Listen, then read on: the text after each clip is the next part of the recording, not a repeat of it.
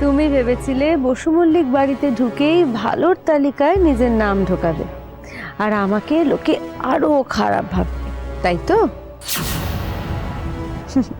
না না না, সেটি হতে দিচ্ছি না মিনু রানী।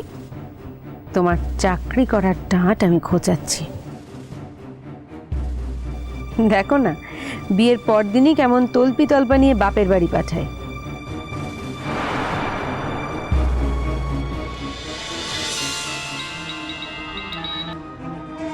হ্যালো, কেন তুমি আমাকে ফোন করেছো? কেন বলো? বারে, এতদিন কোনো খোঁজ নেই, খবর নেই, ফোন করবো না মানে? বাড়িতে তালা দিয়ে কোথায় গেছো মিমি? বাড়ি থেকে পালিয়ে কদিন বাঁচবে তুমি?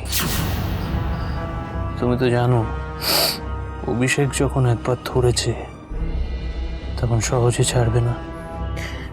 অভিষেক, আমার হাজবেন্ড তোমাকে 40,000 টাকা দিয়ে দিয়েছে, তারপরও কেন তুমি আমাকে ফোন করছো? তোমার সতীত্বের দাম মোটে 40,000 টাকা?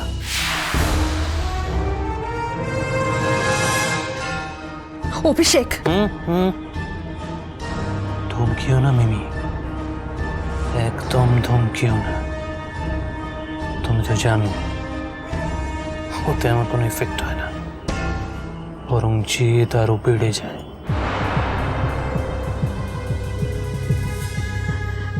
অভিষেক, দেখো দেখো, প্লিজ প্লিজ আমার কথাটা একটু শোনো। আমি বাড়ির সবার সাথে আছি। আমি একটা বিয়ের বাড়িতে রয়েছি, এখানে বাড়ির সবাই আছে, এমনকি আমার হাজবেন্ডও কাছাকাছি আছে। প্লিজ প্লিজ এই কটা দিন আমাকে রেহাই দাও। ও, তোমার কাকার বিয়েতে গেছো তাই না? বরযাত্রী গেছো তো খুব সেজে গুজে? তুমি কি করে জানলে? আমি জানবো না তো কে জানবে? After all you are my darling.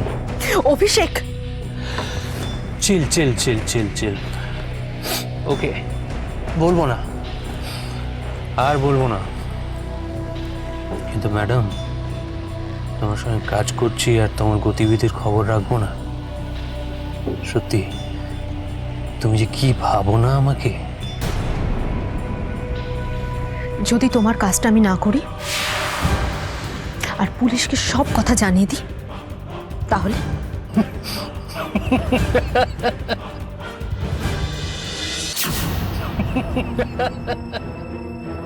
হাসছো কেন তুমি? যে মুহূর্তে তুমি আমার নামটা পুলিশকে বলবে, সেই মুহূর্তেই আমি আমার সঙ্গে আরো একজনের নাম জড়িয়ে দেব।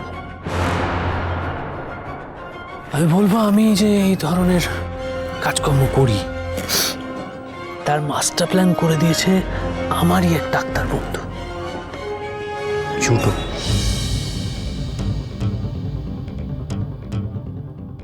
কি? সেইভাবেই আমার সবটা সাজানো আছে মিমি। আরে বাবা, জেলে কি আমার একা একা ভালো লাগবে?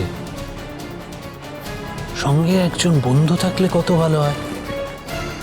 আর সেই বন্ধু যদি আমার এক্স গার্লফ্রেন্ডের হাজবেন্ড হয় তাহলে তো। চুপ করো, চুপ করো বলছি, জানোয়ার।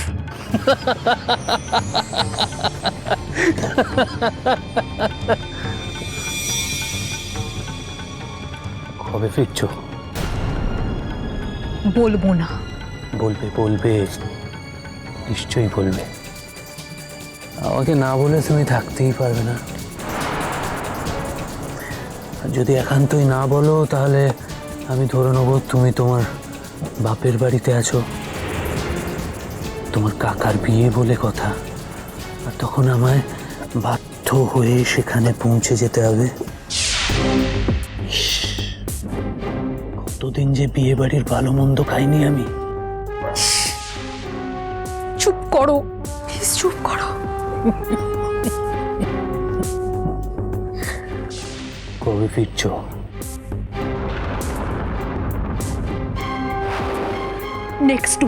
নেক্সট উইকে আমি আসবো।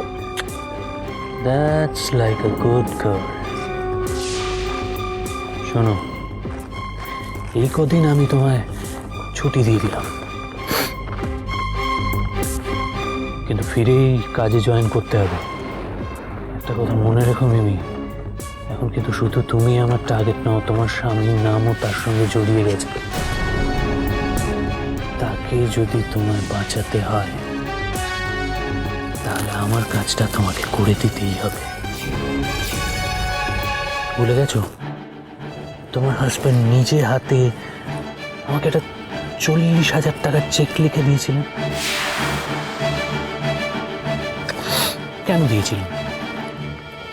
Because he is my mastermind. আমি তার কাজ করে দিয়েছি বলেই না সে। অভিষেক, ছি ছি ছি, তোমার এতটুকু ধর্মের ভয় নেই? না, শোনো, তুমি ফিরেই আমাকে ফোন করবে, একটা খুব ইম্পর্ট্যান্ট অ্যাসাইনমেন্ট আছে ডেলিভার করার, সেটা তোমাকেই করতে হবে।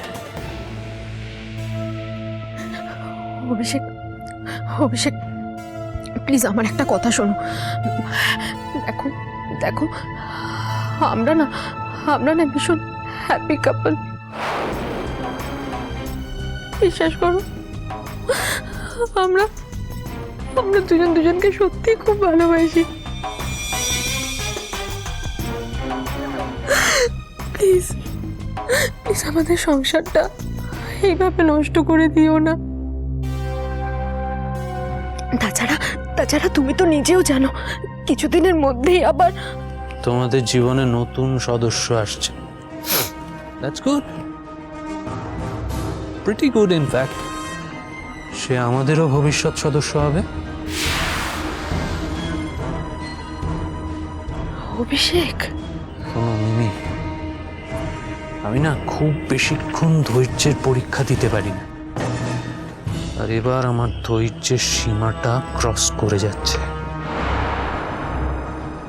খুব ভালো করে শুনে রাখো, একবার যদি আমার ধৈর্যচ্যুতি ঘটে, সেটা তোমার এবং তোমার হাজব্যান্ড কারোর পক্ষেই কিন্তু ভালো হবে না। আন্ডারস্টুড? ওকে, ছাড়ো, লাইনটা ডিসকানেক্ট কর।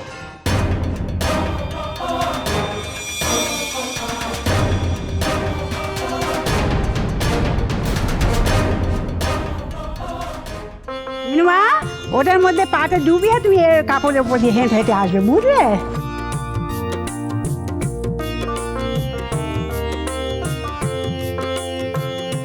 এসে এসে এসে